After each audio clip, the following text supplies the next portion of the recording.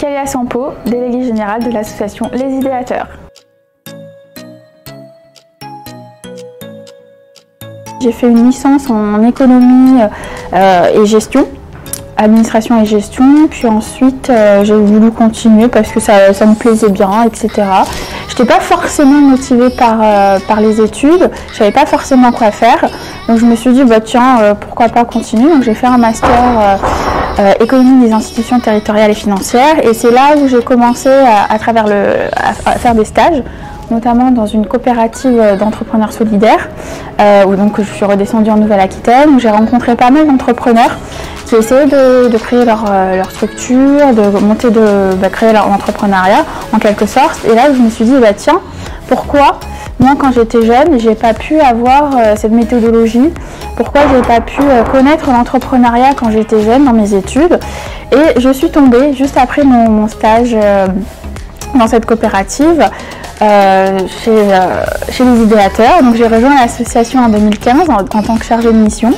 Et du coup, tout de suite, ça m'a plu parce que donner du sens aux jeunes, leur apprendre à monter en compétences, leur apprendre les différents métiers, leur apprendre ce que c'est qu'entreprendre, donc entreprendre sa vie personnelle mais aussi professionnelle, ça m'a beaucoup plu. Donc voilà, j'ai débarqué comme ça, j'ai appris sur le tard.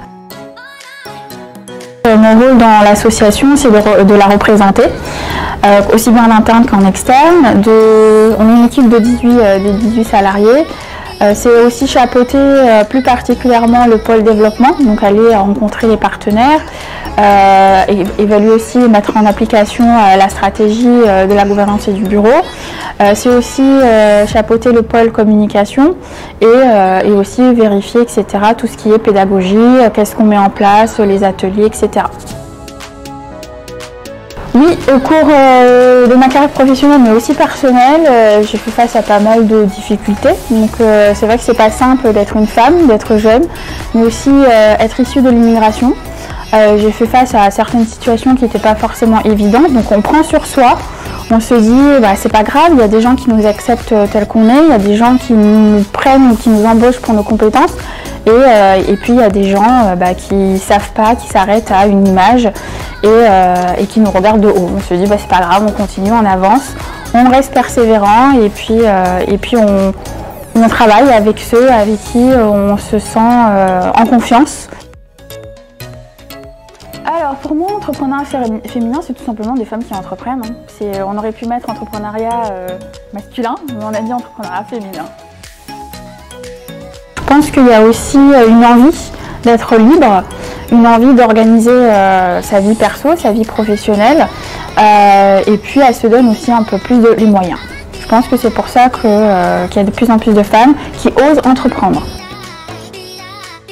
Je pense que généralement c'est l'équilibre aussi vie perso, vie professionnelle, parce que il y a la vie de famille aussi à gérer, même si les hommes sont de plus en plus, et je l'espère, dans la gestion de la vie de famille.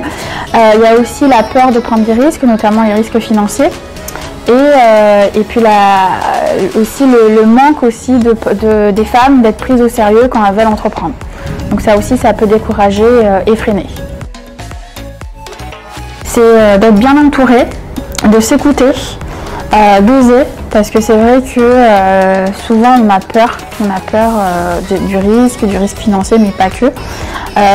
C'est vrai que ça prend énormément de temps, prise de responsabilité également, mais quand on a envie, quand on a une belle idée et qu'on est super engagé, il faut se lancer, et puis si ça marche, tant mieux, et si ça marche pas, c'est pas grave, on aura essayé.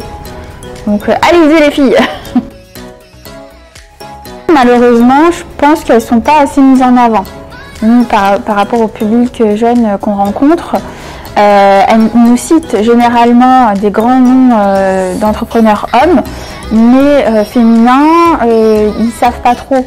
Donc je pense qu'il faudrait plus les mettre en avant, parce que c'est vrai qu'on en connaît. On peut parler de Vera Wang, de Catherine Barba, et puis aussi de Oprah Winfrey par exemple. Mais on ne se dit pas, bah tiens, c'est des femmes, elles ont entrepris, elles ont monté une société, elles ont monté une entreprise. Et j'aimerais bien que plus de ces femmes-là puissent être plus facilement mises en avant.